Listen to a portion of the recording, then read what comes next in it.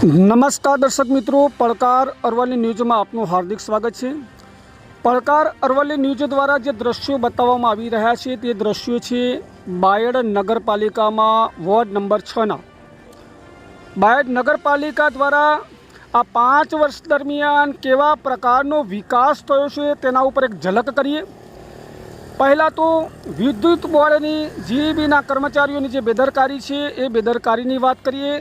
Ward number 6માં Ambedkar ચોકમાં જ્યારે આ ડીપી છે એની આજુબાજુમાં અતિશય વેલાઓ થઈ ગયા છે। ચોમાસાની સિઝન ચાલુ છે, અહીંયા કોઈપણ પ્રકારનો બાળક હોય અહીંયા રમતા રમતા જો આ વિદ્યુત બોર્ડની ડીપી આગળ આવી જાય તો કેવા પ્રકારની દુર્ઘટના સર્જાય આ તંત્રને કહેવામાં આવે છે।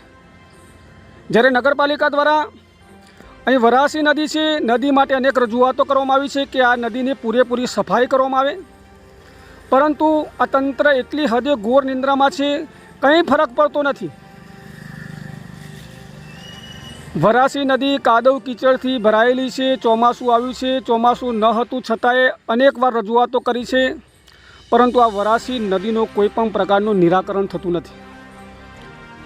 બીજો એક વિકાસ એવો કરી દેવામાં આવ્યો છે કે અહીંયા ગંદકી તો સાઈડમાં રહી, પરંતુ નગરપાલિકા તંત્ર દ્વારા એક મિની ગાર્ડન બનાવી દેવામાં આવ્યું છે ગંદકીના ઉપદ્રવ વચ્ચે। આ 4 બોકડાઓ બેસાડી દેવામાં આવ્યા છે અને અહીંયા એવી પરિસ્થિતિ સર્જાઈ છે, ખરેખર 4 બોકડાઓ ઉપર જો નગરપાલિકાના સત્તાધીશો હોય, કોર્પોરેટરો હોય, જો એને અહીંયા બેસાડી 15 મિનિટ સુધી બેસાડી રાખવામાં આવે તો જ ખબર પડે કે અહીંયા કેવા પ્રકારના મચ્છરોનો ઉપદ્રવ છે। નાના નાના બાળકો પણ રોગના ભોગ બને છે, પરંતુ તંત્રને અનેકવાર રજૂઆતો કરવા છતાં તંત્ર ઘોર નિંદ્રામાં છે। અહીંયા વરાસી નદીમાં કાદવ કીચડથી ભરપૂર છે, ચોમાસું ચાલી રહ્યું છે, નાના નાના બાળકોને અહીંયા ડેન્ગ્યુ સુધીના રોગો પણ થવાની શક્યતા છે, પરંતુ અહીં કોઈ પણ પ્રકારનો દવાનો છંટકાવ થતો નથી। નગરપાલિકાની ઘોર બેદરકારી જણાય છે। બાજુમાં આપ જોઈ રહ્યા છો દ્રશ્યો કે અહીંયા ગંદકીના ઉપદ્રવ વચ્ચે મિની ગાર્ડન, એવું તે શું કારણ કે મિની ગાર્ડનની રચના કરવી પડી? કારણ કે અહીંયા તો જે અહીંના જે લોકો છે, લોકોની એક જ માગણી છે કે વરાસી નદી જે ગંદકીથી ભરાઈ ગઈ છે એને સાફ કરવામાં આવે અને અહીંયા એક નવો વિકાસ ઠોકી બેસાડવામાં આવે છે। 4 બોકડાઓ મૂકી દીધા છે અને એક મિની ગાર્ડન બનાવી અને તારની વાડ લગાવી દીધી છે, પરંતુ એની બાજુમાં તમે જે કન્ડિશન જોઈ શકો છો, આ જે તમને બતાવવામાં આવી રહી છે ગંદકી છે। આ ગંદકીના માહોલ વચ્ચે મિની ગાર્ડન, જાણે કે નેતાઓને બેસાડીને અહીંયા નિરીક્ષણ કરવામાં આવે તો જ ખ્યાલ આવે કે અહીંયા કેટલા મચ્છરો છે। 15 મિનિટ બેસવાની કોઈની તાકાત નથી અહીંયા, કારણ કે અહીંયા મચ્છરોનો એટલો બધો ઉપદ્રવ છે। અનેક રજૂઆતો કરવામાં આવે છે અહીંના વોર્ડ નંબર 6ના રહીશો દ્વારા, પરંતુ તંત્રના પેટનું પાણી પણ હલતું નથી। આપણે આગળના બીજા પણ દ્રશ્યો બતાવવામાં આવી રહ્યા છે કે અહીંયા બાજુમાં આંગણવાડી છે, આંગણવાડીની આજુબાજુમાં કેટલી ગંદકી છે એ પણ આપણે બતાવવા જઈ રહ્યા છે। વોર્ડ નંબર 6માં આવેલ આંગણવાડીના દર્શન કરીએ। નંદગર, અહીંયા નાના નાના ફૂલ જેવા બાળકો આવે છે, પરંતુ આજુબાજુ આંગણવાડીની આજુબાજુ પણ કેવી પરિસ્થિતિ સર્જાઈ છે એ આપને બતાવવામાં આવી રહ્યું છે કે અહીંયા એટલા ઝાડી ઝાંખરા વધી ગયા છે, પરંતુ તંત્ર દ્વારા કોઈ પણ પ્રકારનું નિરાકરણ નથી।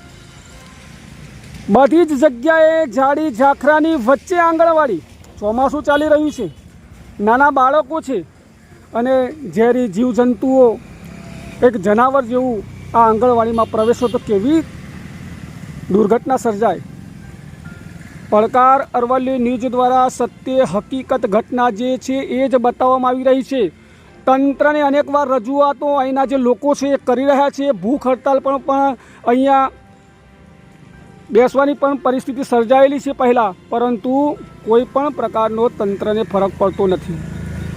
બાજુમાં શૌચાલય શોભાના ગાંઠિયા સમાન બન્યું છે, આનો કોઈ પણ પ્રકારનું તંત્ર દ્વારા Shubhan foundation NGO company, Nikol road, Naroda, Ahmedabad, Bayad નગરપાલિકા સંચાલિત, આજે કેટલા વર્ષોથી આ હાલત છે, પરંતુ નગરપાલિકાને દેખાતું નથી।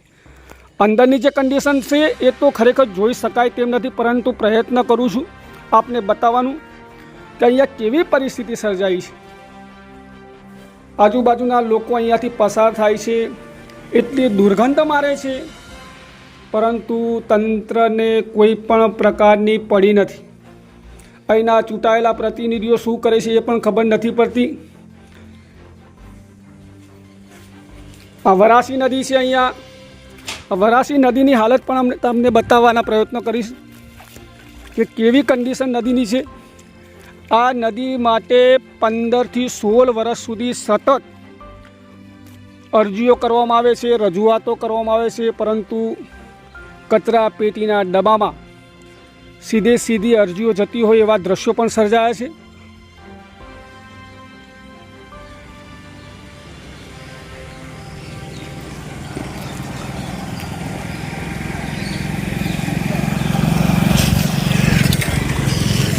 બાયડ નગરપાલિકા વિસ્તારમાં વોર્ડ નંબર 6ની હાલત, કેવા પ્રકારનો વિકાસ થયો છે, વિકાસ પણ તમને બતાવવામાં આવ્યો। બસ ફક્ત એક જ વાત છે કે કંઈ પણ પ્રકારનું લોકોને ખુશ કરવા માટે ખાતમુહૂર્ત કરવાના, નાળિયેર વધેરવાના, લોકોને ભેગા કરવાના, પછી હરી ખુશ થઈ જાય લોકો। આ બધી બાબતને જોઈને ખુશ થઈ જાય છે, પરંતુ એનું કોઈ નિરાકરણ નથી આવતું। ફરીથી એક ઝલક, આ છે શુભમ ફાઉન્ડેશન। શૌચાલય ઊભું કરી દેવામાં આવ્યું છે, પરંતુ કંડમ હાલતમાં છે। અહીંયા નંદગર આંગણવાડી છે, બાળકો આવે છે, નાના ભૂલકાઓ। આ છે વરાસી નદી, આગળ 4 બાંકડાઓ બેસાડીને એક મિની ગાર્ડન તૈયાર કરી દેવામાં આવ્યું છે। આજુબાજુમાં ગંદકીનો ઉપદ્રવ છે, એને ગંદકીના ઉપદ્રવ વચ્ચે વોર્ડ નંબર 6 છે, પરંતુ એને કઈ રીતના દૂર કરવું, ગંદકીનો ઉપદ્રવ ન થાય એના માટે કેવા પ્રયત્ન કરવા એ ખ્યાલ આવતો નથી। પરંતુ કંઈક નવો વિકાસ કરવાની આદત નગરપાલિકાને પડી ગઈ છે, કારણ કે એમાંથી કંઈક મળતું હશે। વરાસી નદીની હાલત આપ જોઈ શકો છો કે કાદવ કીચડથી ભરાઈ ગયેલી છે। જો ખરેખર આ ચોમાસું ચાલી રહ્યું છે ને અહીંયા જો સતત દિવસ રાત જો વરસાદ પડી જાય, ફક્ત 5 કે 6 ઇંચ વરસાદ પડી જાય તો અહીંયા પરિસ્થિતિ ખૂબ જ ગંભીર સર્જાય એવી છે। ખરેખર વિકાસ ન થાય તો કંઈ નહીં, પરંતુ દવાનો છંટકાવ થાય તો મચ્છરો જે છે, મચ્છરોનો ઉપદ્રવ જે વધી ગયો છે એનો નાશ થઈ શકે એમ છે, પરંતુ તંત્ર ઘોર નિંદ્રામાં છે। મિની ગાર્ડન વારંવાર આપને બતાવવાનો પ્રયત્ન કરીશ, કારણ કે એવી જગ્યાએ ઊભું કરી દેવામાં આવ્યું છે કે આજુબાજુમાં ગંદકી નથી દેખાતી, પરંતુ અહીંયા વિકાસ થઈ ગયો છે। આ જીબી વિદ્યુત બોર્ડની બેદરકારી, ડીપી છે, ડીપીની આજુબાજુમાં વેલાઓ વધી ગયા છે, પરંતુ એને ઉતારવાનું કામ કોનું છે? અહીંના રહીશોનું છે? ના, તંત્રનું છે, પરંતુ તંત્ર તો મસ્ત